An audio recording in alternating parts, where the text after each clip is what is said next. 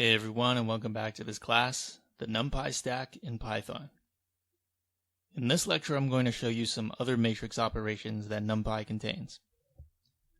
I'll assume you're already familiar with these from your linear algebra studies, so this is more like showing you how to do those things in NumPy. First up is the matrix inverse. So let's first create a matrix.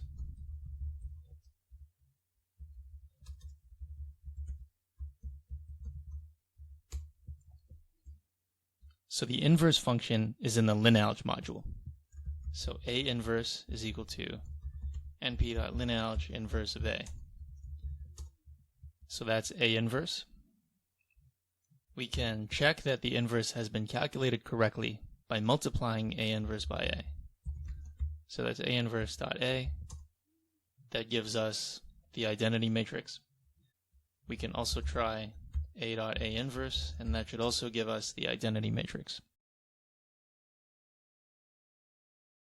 Next up is the matrix determinant. So that's np.linalg.det of A. So that gives us -2 as expected. Sometimes you want the diagonal of a matrix. So that's np.diag of A. That gives us the diagonal elements in a vector. Other times, you have a vector of numbers which represents the diagonal of a matrix, and all the other elements are assumed to be 0. To actually represent that as a 2D array, you can call the same function. So for example, np.diag of 1, 2 means 1, 2 goes in the diagonal, and everything else is 0.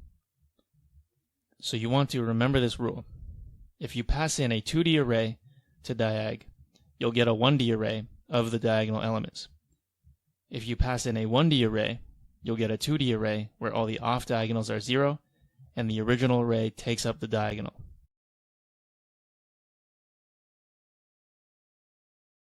Sometimes you have two vectors and you want to do an outer product.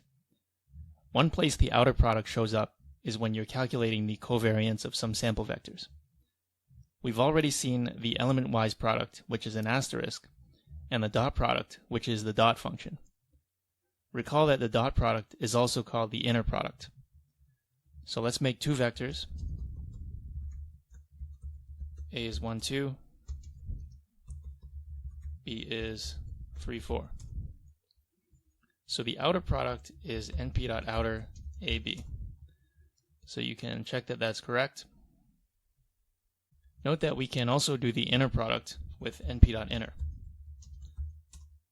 So this gives us the same thing as A.B. So it's up to you which one you want to use.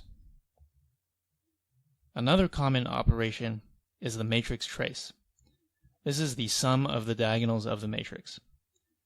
Note that we can already do this using what we know so far. So that would be np.diag of A, and then we sum everything. That gives us 5 as expected. But NumPy gives us a direct function to do it also. So we can call np.trace of A, and we also get 5. The last thing we'll talk about is eigenvalues and eigenvectors. If you don't know what these are from linear algebra, you probably have some more theoretical studying to do. But this is just going to show you how to do it in code.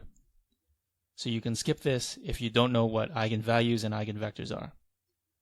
Often, we want to compute the eigenvalues and eigenvectors of a symmetric matrix, like the covariance matrix of a dataset. So let's create some random data. So 100 by 3 of Gaussian distributed data points. Notice that the convention is that each sample takes up a row and each column is a feature. So for this particular fake dataset, we have 100 samples and 3 features.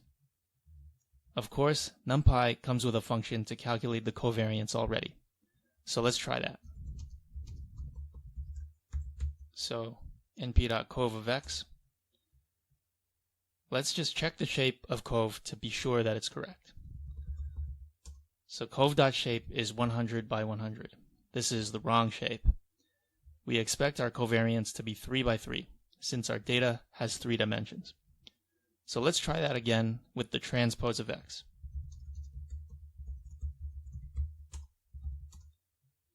So now cov is 3 by 3. So you want to remember when you calculate the covariance of a data matrix, you want to transpose it first. Now there are 2 functions you can use to calculate the eigenvalues and eigenvectors, eig and eigh. Eigh is for symmetric and Hermitian matrices only. If you've never studied linear algebra with complex numbers, don't worry about what a Hermitian matrix is. A symmetric matrix is a matrix that is equal to the transpose of itself, and a Hermitian matrix is equal to the conjugate transpose of itself.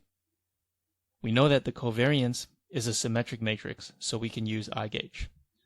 So let's try that. Okay, so this gives us a tuple. The first tuple contains 3 eigenvalues. The second tuple contains the eigenvectors stored in the columns. Now let's try this with just regular eig. Okay, so we get the same answer. Notice that the regular eig function gives us the same answer, but the resulting eigenvalues and corresponding eigenvectors can be in a different order. This particular time they were not, but it is possible for it to happen. Alright, so that's it for this lecture.